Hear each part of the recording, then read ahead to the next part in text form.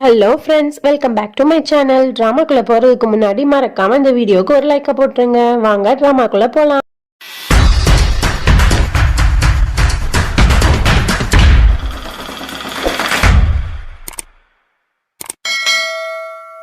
சீன்ல நம்ம ரதன் சிங்க தான் காட்டுறாங்க. அவன் வந்து கிச்சன்ல வந்து ஸ்வீட் ஏதோ ரெடியா இருக்கு, இது யார் பண்ணிருப்பா அப்படிங்கிற மாதிரி பாத்துட்டு இருக்கான். அப்ப டக்குன்னு வந்து ஒரு பவுல்ல ஸ்வீட்டோட வந்து ஒருத்தவங்க கை நீட்டுறாங்க. அது யாரு அப்படின்னு பார்த்தா நம்ம அத்தைக்காரி தான். உடனே இவனுக்கு அத்தைக்காரியை பார்த்துட்டு பயங்கரமா ஷாக் ஆயிருது. உடனே அத்தைக்காரி சொல்றா, இந்த ரதன் சிங் இந்த ஸ்வீட்டை சாப்பிடு அப்படிங்கிற மாதிரி எடுத்து ஊட்ட போறா. உடனே டக்குன்னு தியா வந்து அந்த பவுல வந்து தட்டி விட்டுறா. நீங்க எதுக்கு இதெல்லாம் பண்றீங்க, நீங்க எப்படி வெளியே வந்தீங்க அப்படிங்கிற மாதிரி அவ வந்து கேட்டுட்டு இருக்கா. அப்ப அந்த இடத்துக்கு சாக்ஷி அக்கா வரா. அவ வந்துட்டு சொல்றா, போதும் தியா, எல்லாத்தையும் நிறுத்திக்கோ, நீ அவங்களை இப்படி பேசுறதுக்கு உனக்கு எந்த தகுதி இல்லை அப்படிங்கிற மாதிரி அவ கொஞ்சம் கோவப்படுறா. உடனே தியா வந்து வெளியில வந்து பாக்குறாங்க எல்லாரும்.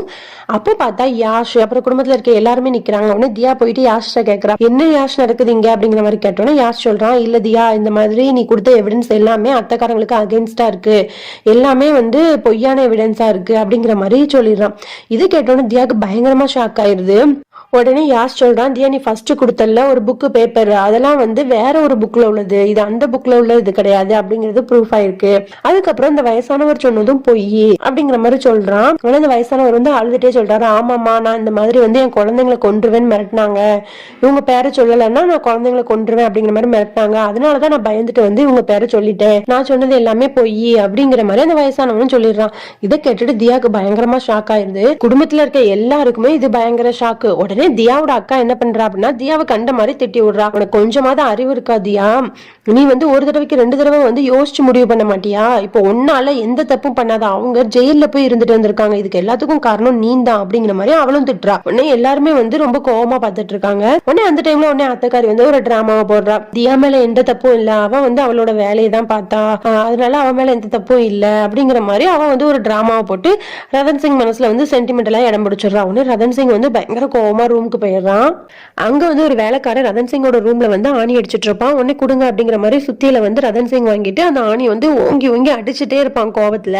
அப்ப அந்த டைம்ல வந்து தியா வரா. தியா வந்து சொல்றா, இல்ல ரதன் சிங், என் மேல எந்த தப்புமே கிடையாது, நான் கரெக்டா தான் கெஸ் பண்ணேன், எல்லாமே உண்மை, அவர் வந்து உங்க அத்தைக்காரியோட பேரை தான் தாத்தா வந்து சொன்னாரு, இந்த புக்குமே வந்து அவங்களோட ரூம்ல தான் டஸ்ட்பின்ல கிடந்துச்சு, நீ நம்பு ரதன் சிங், நீ நம்புவேன்னு நினைக்கிறேன் அப்படிங்கிற மாதிரி அவன் வந்து ரொம்ப அழுது சொல்லிட்டு இருக்கா. அப்போ உடனே ரதன் சிங் டக்குன்னு திரும்பிய கோவத்துல சுத்தியில தூக்கி எரிஞ்சிடறான். எரிஞ்சிட்டு ரொம்ப கத்துறான், போதும் தியா நிறுத்து, நான் உன்கிட்ட நேத்தே கேட்டேன், ஒரு தடவைக்கு 100 தடவை கேட்டேன், நீ அவங்க மேல சந்தேகப்படுறது கரெக்ட் தானா, எல்லா எவிடன்ஸும் கரெக்ட் தானா அப்படின்னு உன்கிட்ட எத்தனை டைம் கேட்டேன், ஆனா இன்னைக்கு பார்த்தா இப்படி நடந்திருக்கு.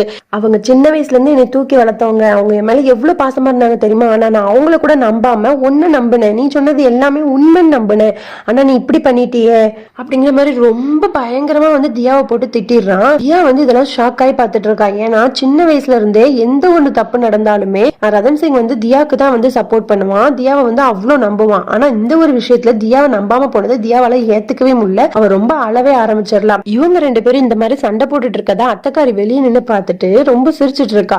என்னோட பிளான் கரெக்டா ஒர்க் அவுட் ஆகுது, இவங்க 2 பேருக்குள்ள கரெக்டா நான் நினைச்ச மாதிரியே சண்டை வந்துருச்சு அப்படிங்கிற மாதிரி அவ ரொம்ப ஹாப்பியா இருக்கா.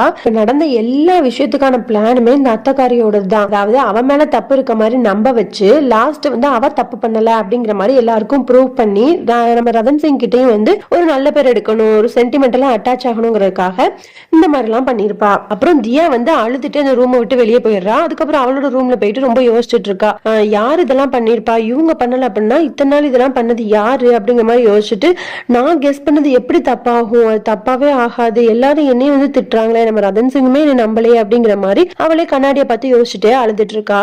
அப்புறம் அப்படியே நம்ம ரதன் சிங்கையும் யாஷையும் தான் காட்டுறாங்க. யாஷ் வந்து ரதன் சிங்கை போட்டு திட்டிட்டு இருக்கா, நீ என்ன இப்படி பண்ணிட்டு இருக்க, எதுக்காக நீ தியா கூட சண்டை போட்ட, 12 வருஷமா வந்து அவ கெஸ் பண்ண எல்லாமே கரெக்டா தான் நடந்திருக்கு, ஆனா இந்த ஒரு விஷயத்துலதான் இப்படி ஆயிருச்சு, அதுக்காக நீ வந்து அவளை இப்படி திட்டுவியா வைப்பியா அப்படி சொல்லிட்டு ரொம்ப வந்து ரதன் சிங்க வந்து யாஷ் வந்து திட்டிட்டு இருக்கான். உடனே டக்குன்னு தியாட்ட வந்து ஒரு மெசேஜ் வருது. என்ன வருது அப்படின்னா, ரதன் சிங் நீ என்ன பத்தி என்ன நினைச்சுக்கிட்டாலும் எனக்கு கவலை இல்ல, ஆனா நான் கெஸ் பண்ணது கரெக்ட் தான் அப்படிங்கிற மாதிரி அவ என்ன நிரூபிச்சாலும் அதுலயே வந்து பிடிவாதமா இருக்கா. உடனே ரதன் சிங் யாஷ சொல்றான், இங்க பாத்தியா அவ என்ன மெசேஜ் அனுப்பியிருக்கான்னு நீ பாத்தியா, அவளோட ஈகோல வந்து அவ கொஞ்சம் கூட மாற மாட்டேன் மாட்டா அப்படின்ற மாதிரி சொல்லிட்டு இருக்கான். ஆனா யாஷ் வந்து நீ பண்றது தப்பு ரதன் சிங், அவன் மேல நீ இப்படி கோவப்பட்டு இருக்க கூடாது. சின்ன வயசுல இருந்து நீ எல்லாத்துக்குமே தியா கூட நின்று இருக்க, ஆனா இந்த விஷயத்துல நீ இப்படி பண்ணும்போது அது ரொம்ப தப்பு அப்படிங்கிற மாதிரி ரொம்ப அட்வைஸ் பண்ணிட்டு நீ வந்து தியாட்ட சாரி கேட்டே ஆகணும் அப்படிங்கிற மாதிரிலாம் சொல்றான். அவன் என்ன பண்றான் அப்படின்னா இன்னொரு மெசேஜ் போடலாம் அப்படின்னு சொல்லிட்டு போன் இது பண்றான். ஆனா போன் வந்து சுவிச் ஆஃப் ஆயிடுது. உடனே ஒரு பேப்பர் எடுத்து அதுல வந்து என்னமோ எழுதி அதை வந்து ஒரு வேலைக்காரனை கூப்பிட்டு இதை தியாட்ட கொடுத்துருங்க அப்படிங்கிற மாதிரி சொல்லி அதை அனுப்பி விட்டுறான். உடனே யாஷ் வந்து நீ என்ன எழுதுன அப்படிங்கிற மாதிரி கேட்கறான். ஆனா ரதன் சிங் வந்து சொல்லவே மாட்டான். அப்புறம் அந்த லெட்டர் வந்து தியா கிட்ட போது தியா அதை ஓபன் பண்ணி பாக்குறா. அதுல ரதன் சிங் என்ன எழுதிருக்கான் அப்படின்னா, தியா நீ இத்தனை வருஷமா என்னை வந்து சேஃபா பாத்துக்கிட்டு அதுக்கு ரொம்ப ரொம்ப ரொம்ப ரொம்ப தேங்க்ஸ். இனிமே வந்து உன்னோட உதவி எனக்கு தேவையில்லை, நானே என்னை பாத்துக்குவேன், என்னையவே பாதுகாக்க தெரியும். அதனால நீ எங்க போகணுமோ போ, நீ என்ன பண்ணணுமோ பண்ணிக்கோ, எல்லா ரெஸ்பான்சிபிலிட்டிஸ்ல இருந்து நீ வந்து விலகிக்கோ அப்படிங்கிற மாதிரி வந்து ரதன் சிங் வந்து எழுதி கொடுத்திருப்பான். அப்புறம் உடனே தியாவும் என்னமோ எழுதி ஒரு வேலைக்காரன் கொடுத்து விடுறான். அந்த லெட்டர் வந்து ரதன் சிங் கிட்ட வருது. உடனே ரதன் சிங் அதை ஓபன் பண்ணி பாக்குறான். பார்த்தா நம்ம தியா வந்து தேங்க்யூ அப்படிங்கறது மட்டும் எழுதியிருக்கா. உடனே ரதன் சிங் வந்து ரொம்ப கோவம் வருது. என்னன்னா இவ்வளவு எழுதியிருக்கே வேணும்னா தேங்க்யூ மட்டும் தான் எழுதியிருக்கா, அப்ப உண்மையாவே இந்த இடத்த விட்டு போயிருவாளா அப்படிங்கிற மாதிரி யாஸ்ட் சொல்லிட்டு இருக்கான். உடனே யாஷ்க்கு வந்து புரியுது ரதன் சிங் எவ்வளவு கோவப்பட்டாலும் தியா மேல வந்து பாசமா தான் இருக்கான், அவன் வந்து போயிருவா அப்படிங்கறதுல வந்து இவனுக்கு வந்து கொஞ்சம் பயம் இருக்கு, போக கூடாது, அவன் இங்கதான் இருக்கணும் அப்படிங்கிற எண்ணமும் இருக்கு அப்படிங்கிற மாதிரி யாஷ் புரிஞ்சுக்கிட்டு உடனே யாஷ் சொல்லுவான், நீ போய் தியாட்ட மன்னிப்பு கேட்டு ரதன் சிங், நீ பண்ணதுக்கு வந்து திட்டினதுக்கு வந்து மன்னிப்பு கேட்டு எல்லா பிரச்சனையும் சால்வ் ஆகிடும் அப்படிங்கிற மாதிரிலாம் எவ்வளவோ சமாதானப்படுத்துறான். ஆனா ரதன் சிங் வந்து வேணும்னே பிடிவாதமா பிடிச்சிட்டு உட்காந்துருக்கான். அதுக்கப்புறம் அப்படியே வந்து தியாவோட அக்காவை தான் காட்டுறாங்க. அவகிட்ட அந்த வேலைக்காரி ஒருத்தி இருக்கால, அத்தைக்காரி கூட ஒரு வேலைக்காரி இருப்பால, அவ வந்து சொல்றா எனக்கு ஒரு நியூஸ் கிடைச்சிருக்கு, அதை நான் உங்ககிட்ட சொல்றேன், அப்ப நீங்க எனக்கு வந்து 1000 ரூபாய் தரணும் அப்படிங்கிற மாதிரி சொல்றா. உடனே என்ன நியூஸ், சரி ஓகே தரேன் அப்படிங்கிற மாதிரி அவளும் சொல்றா.